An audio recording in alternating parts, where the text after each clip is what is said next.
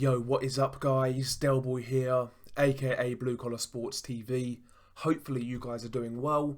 If you're new here, smash that subscribe button, hit the like, that sort of stuff really helps me out.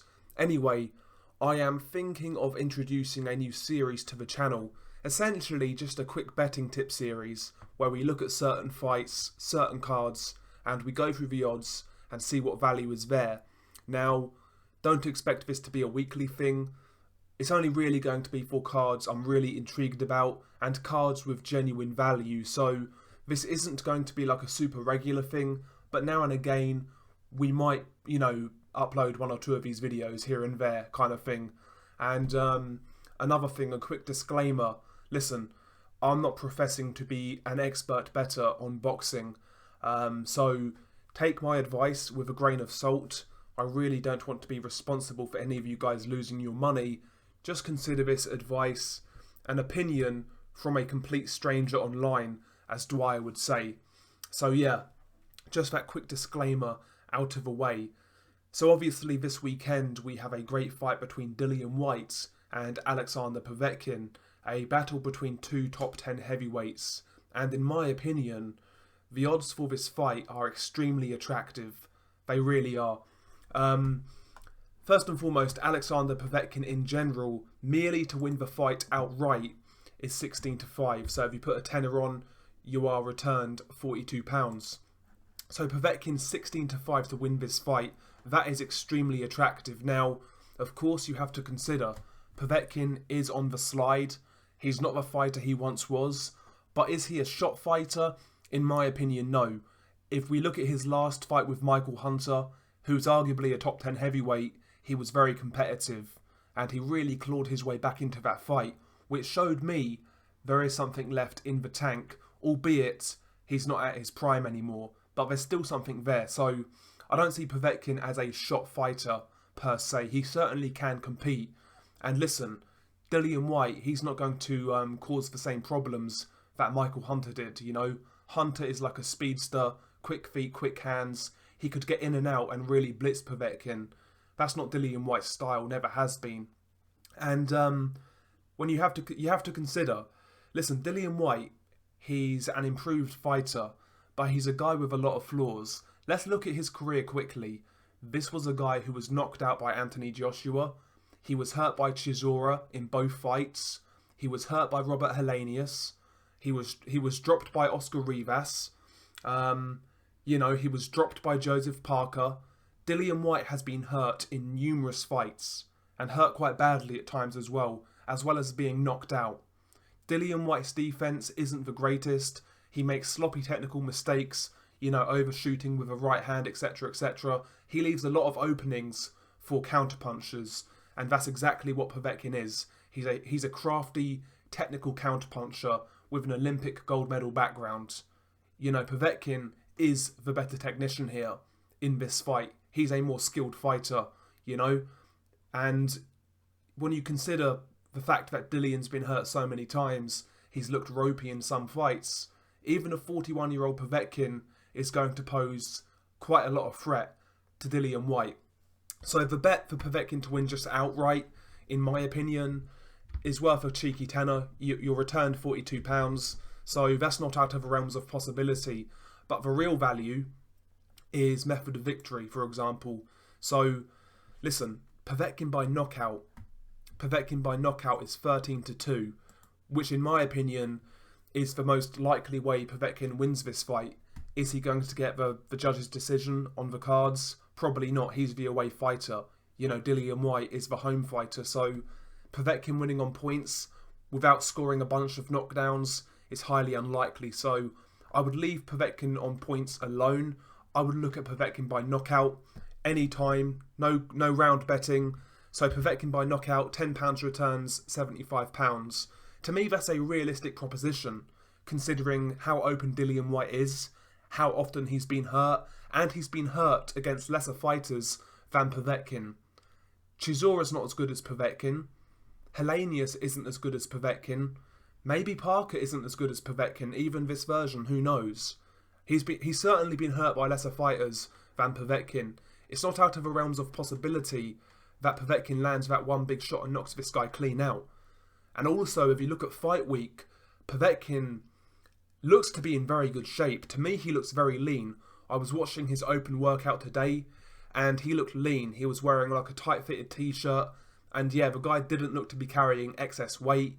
He looked in great shape. This is basically last chance saloon for Povetkin. So he's going to go in there with nothing to lose, in great shape. He's going to give it a go. Povetkin by knockout, in my opinion, is a very good bet. If Povetkin does knock out Dillian Whyte, you know, in my opinion, I think it can happen at any point in the fight, but I would say in the first 6 rounds, to be honest. Povetkin at times has had susceptible stamina. He kind of fights in bursts, but Povetkin early on, if you go first 3 rounds, 10-1, so obviously £10 returns 110, 13-2, rounds 4-6, so there's some good value there on, I just clicked on Dillian Whyte, sorry. So yeah, Povetkin rounds 1-3, 35-1, so £10 on Povetkin 1-3, returns £360, which again is very attractive. Yeah, if Povetkin wins this fight, he wins by knockout in my opinion, and I think it's more likely in the first half. Don't get me wrong, it is still possible in the second half because, you know, despite Povetkin not having a great gas tank, neither does Dillian Whyte, to be fair, and despite Povetkin's gas tank not being the greatest, Povetkin does do a pretty good job, for the most part, of kind of fighting in bursts and conserving his energy. We saw that in the Michael Hunter fight. He actually came on quite strong late on, and he was having some really good success. He was managing to tie Michael Hunter, who's a much more quicker, elusive guy than Dillian Whyte, so we have to consider that. So Povetkin in general in this fight, in my opinion, is of extremely good value. He really is. There is money to be made on Dillian Whyte, I think, if you go method of victory. So Dillian Whyte on points or decision, 7-5, not too bad, I guess. Again, Whyte by KO, 7-5. If you're going to bet on KO, you might as well bet on group round betting and have a little flutter there. You know, maybe if Dillian Whyte gets the knockout, round 7-9 maybe. You know, similar to where AJ knocked him out. I think Joshua knocked him out in round 6. Maybe it takes Dillian a little longer, round 7-9. You know, at 6-1, not too bad. But for me, all of the value in this fight really lies with Povetkin. Both fighters to be knocked down, in my opinion, is quite likely, considering how often Dillian Whyte's been hurt in his career. 13-2, worth a fiver. So there is good value in this fight. Again, my official prediction is Dillian Whyte to win this fight on points. But, you know, I don't really bet. Well, sometimes I do, but I don't always bet in regards to who I actually think's going to win the fight. I'll look for value, and then I'll kind of think about how realistic that is. In my opinion, a Povetkin knockout is certainly realistic in this fight when we consider Dillian Whyte's background and, you know, how often he's been hurt and how often he has struggled, even against fighters lesser than Povetkin. So yeah, a lot of value in that Povetkin-Whyte fight in regards to Povetkin's side. Jack Cullen versus Chellie. I think there's a bit of value here. Having said that, actually, the odds have actually tightened up again. When I looked at this earlier, Jack Cullen was the favourite. I was going to say Chellee's worth a bet because Jack Cullen usually operates at middleweight. Chellie has operated as high as light heavyweight. So he's coming down from light heavyweight. Jack Cullen's going up. Maybe it might be worth having a little flutter on Chellie by knockout 2-1. Not the greatest, but I think that's a possible outcome in that fight. One more fight I want to check quickly is Luther Clay versus Chris Congo. See, this is another fairly even fight. I personally believe Chris Congo wins this one. I know he's not as experienced, but in my opinion, he's got the higher ceiling. People in the trade really rate Chris Congo. A lot of people think he's going to go far. Methods of victory. Chris Congo on points, 15-8. So £10 obviously returns £28.75. I think this fight is more likely to go to points, to be honest. I've seen a bit of Luther Clay. He seems quite durable. He can protect himself. You know, he knows how to look after himself. that's a pretty even fight. But if I was betting on that, I'd be looking at Chris Congo more than likely on points. Actually, one more thing I want to check out, Alan Babich versus here we are. Alan Babich versus Sean Del Terrell Winters. I think Sean Del Terrell Winters is worth a bet.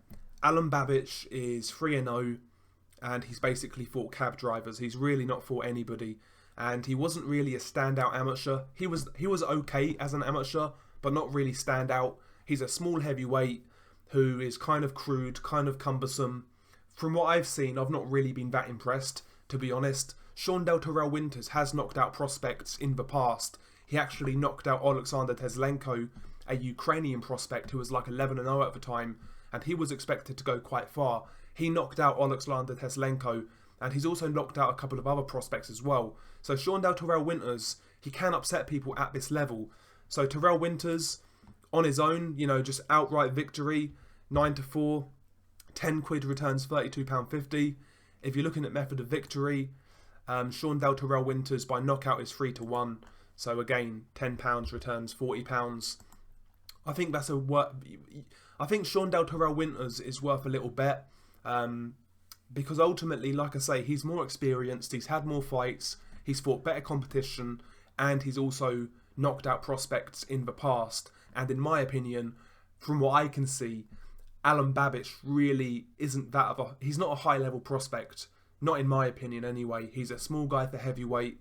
I think Sean Del Terrell Winters is certainly worth a punt. And by the way, Sean Del Terrell Winters by decision, 12-1, so £10 obviously returns 130 quid. Sean Del Terrell Winters is quite active, especially with his jab. He's quick. Maybe he could outmaneuver Alan Babich to a points win. Again, I don't think that's out of the realms of possibility. So for me, that's probably a better bet than the knockout, to be fair. Terrell Winters by points. I think that's worth a punt. I think there's a lot of value on this card, I really do. Again, these tips, they may be different from my official predictions, but I just see value in some of these fights, and I'm just basically letting you guys know what I would bet on, or what I'm going to bet on. I have actually put an accumulator on for this weekend's of fights, but I will put some bets on the Povetkin Whyte fight. I might have a little flutter on Terrell Winters as well. But to me there's quite a bit of value on this card, and I really wanted to share my tips, I guess, for this card. Again, I don't profess on being an expert when it comes to boxing betting. I really don't. In fact, I'll be completely transparent with you guys. 2017, 2018 were great years. Both of those years I came in profit. 2019, however, really wasn't a successful year. So I've been betting on boxing for like 3 years now, sort of hardcore, and I've had like a 2 out of 3 year success rate. Overall, I'm still up, don't get me wrong. So I've done okay, but listen, there are better bettors out there. Better bettors? Yeah, there are better bettors out there. But yeah, just really my 2 cents on this card. There's some value there. And yeah, it always makes the fights better when you've got a few quid on the line. So yeah, man, just a quick one.